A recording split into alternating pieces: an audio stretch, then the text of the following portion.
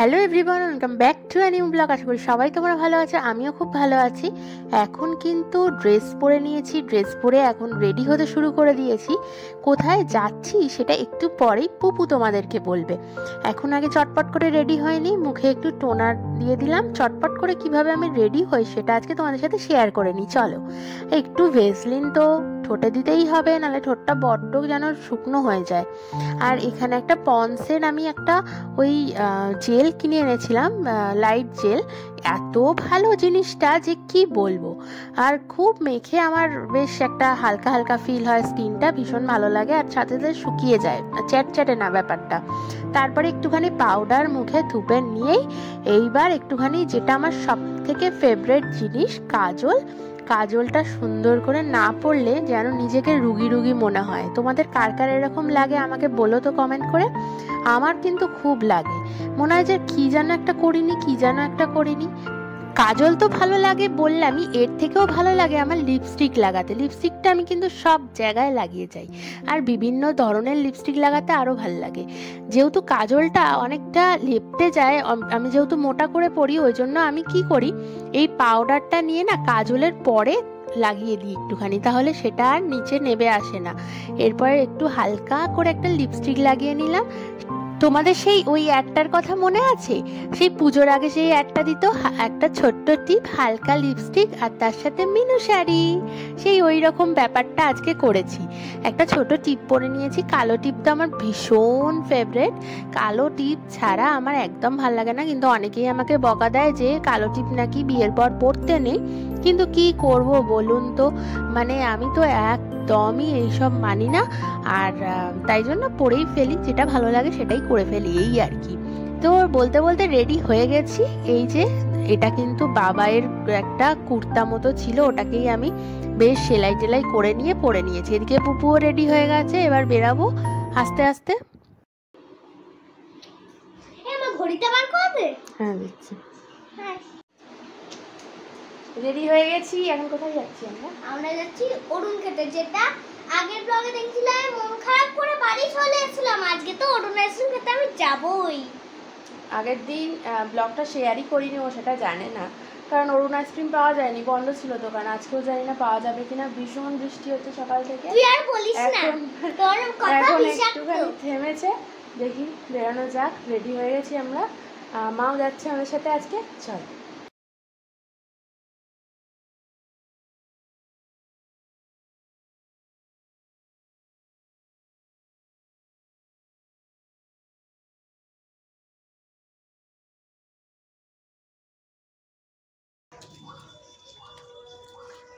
এমন ভাবে ছাতাটা নিয়েছি মনে হচ্ছে কাউকে মারতে যাচ্ছি।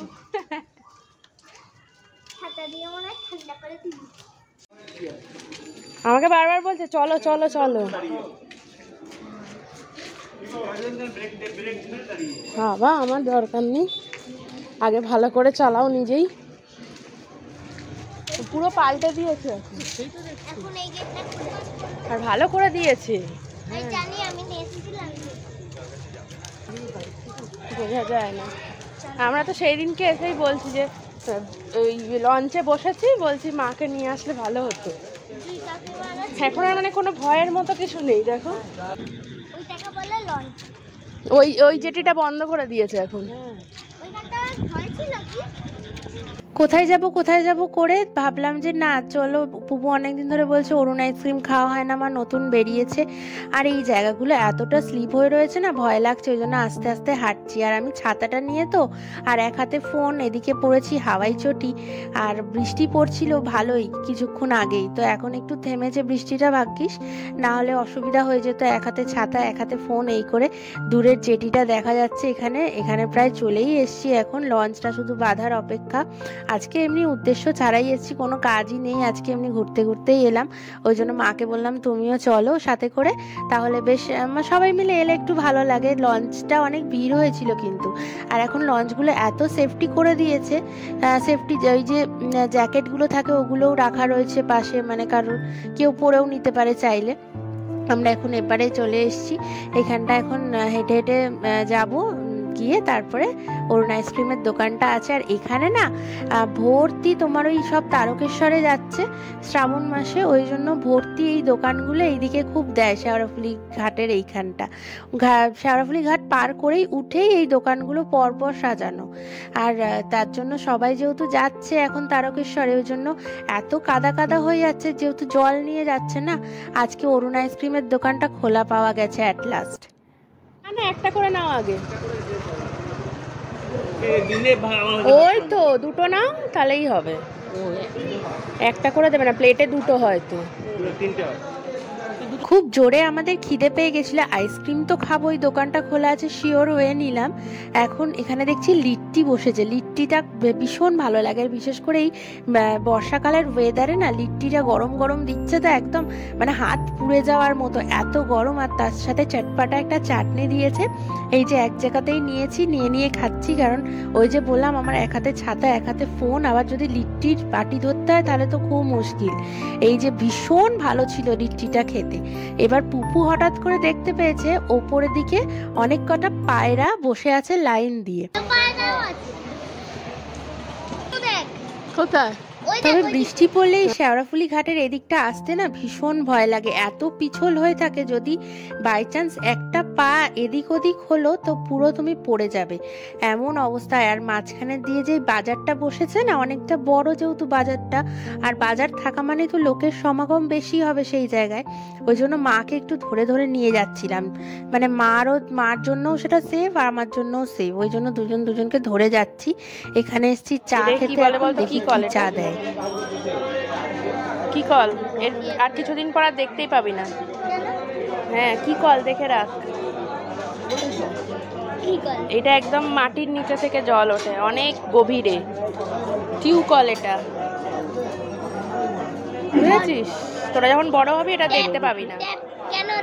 না জল উঠবে না তো আর। আমরা এত অত্যাচার করে ফেলেছি প্রকৃতির কাছে, আর জল পাবি না। হাত দিয়ে হ্যাঁ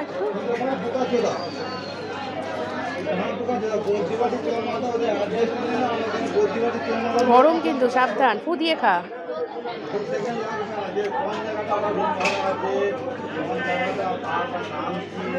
মুখে তো পড়ছে না, আমি ধরেছি তুই টেনে নিবি। এখানে চাটা না ভীষণ সুন্দর করে, মালাই দিয়ে একেবারে। এখানে বাবাই খাচ্ছে দাঁড়িয়ে দাঁড়িয়ে চা, এখানে মা বসে খাচ্ছে, আর পুপু খেলো না। পুপুর বায়না পাপড়ের দোকান থেকে পাপড় নিতে হবে। মা পাপড় বাড়িতে একটাও নেই, ও নাকি ডালের সাথে ভাজা খেতেই পারছে না। এই ভেবে পাপড় নিতে এসছি। আর কি হলো জানো, এখানে একটা মেয়ে অনেকক্ষণ ধরে আমার দিকে তাকিয়ে তাকিয়ে হাসছে। আর কি ও ভাবছে যে এই মেয়েটা পাপড়ের দোকানে এসেও ভিডিও করছে। এইসব দেখে নিজেরই হাসি পেয়ে যায়, কারণ এখন আর কিছু মনে হয় না। এগুলো পাপড় খেয়েই থাকবি নাকি? অ্যাট লাস্ট আমরা আসতে পেরেছি অরুণ আইসক্রিমের দোকানে। এবার আইসক্রিমটা খাবো আর যাব বাড়ি। আমি কোনোদিনও খাইনি অরুণ আইসক্রিম, আজকেই খাবো, দেখা যাক। অরুণ আজকে উদ্ধার হয়ে গেল পুপু এলো বলে খেতে, তাই না পুপু?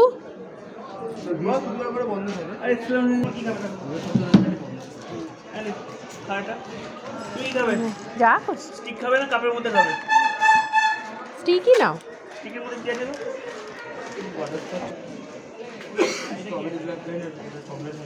কেমন? আমি এই আইসক্রিমটা নিয়েছিলাম, কি যেন একটা নাম বললো, এখন ভুলে গেছি। তো এই আইসক্রিমটা ভীষণ ভালো ছিল খেতে, কিন্তু দাম জানো কত টাকা? 20 টাকা দাম এটার।